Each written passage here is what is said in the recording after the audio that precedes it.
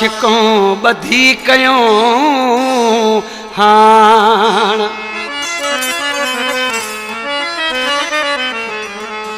खर्च बंद कयों सोहणन जो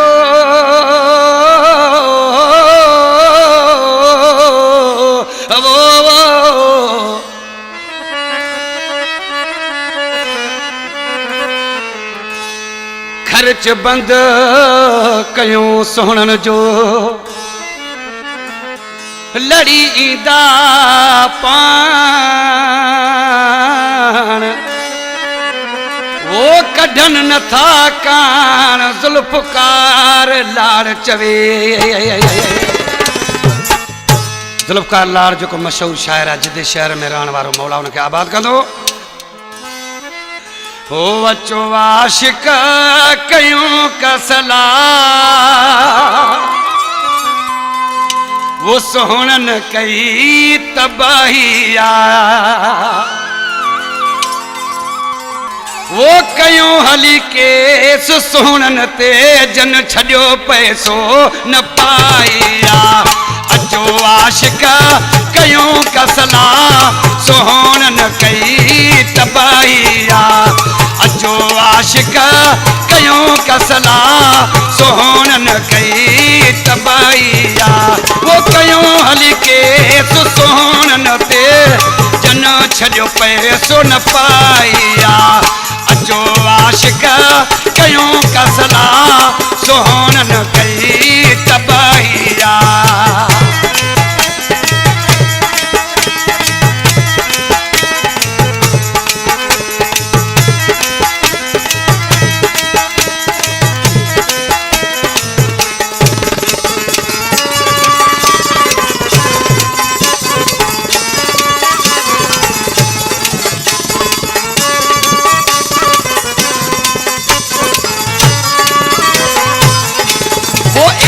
तनज़ीम वेही ठायूं सोनन के ज़िद्दता लायूं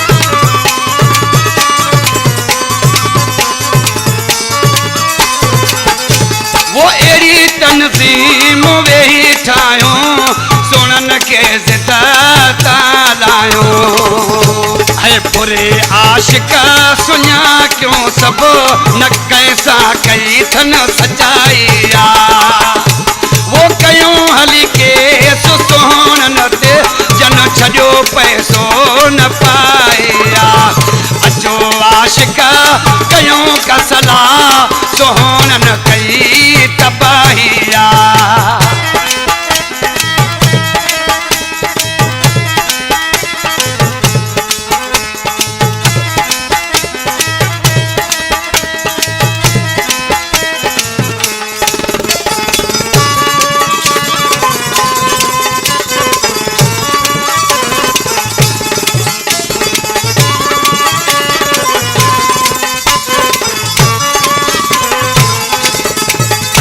वो करायूं कैद सब सोना वरी कहसान कन माना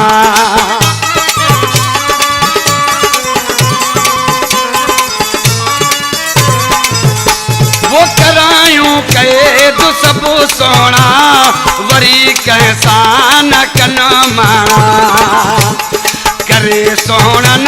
छड़ी क़यामत न कैसा कई थन वफाइया वो कयूं हली केस सोहणन ते जन छड़ियो पैसो न पाया अचो आशिक कयूं कसला सोहणन कई तबाहिया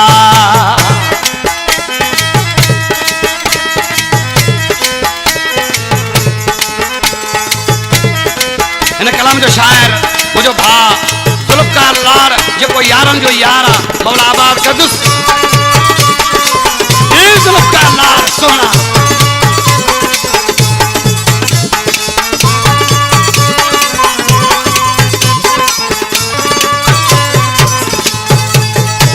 वो अचूं आशिक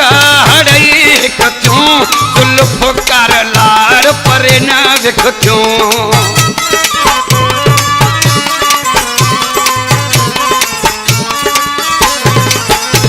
वो अचूं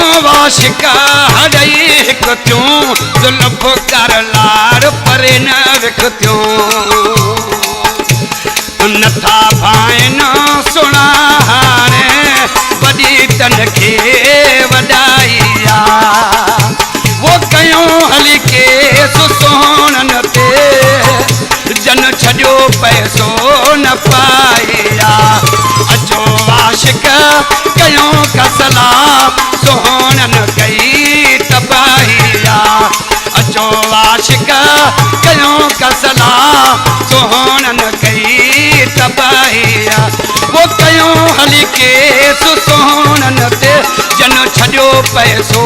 न पाया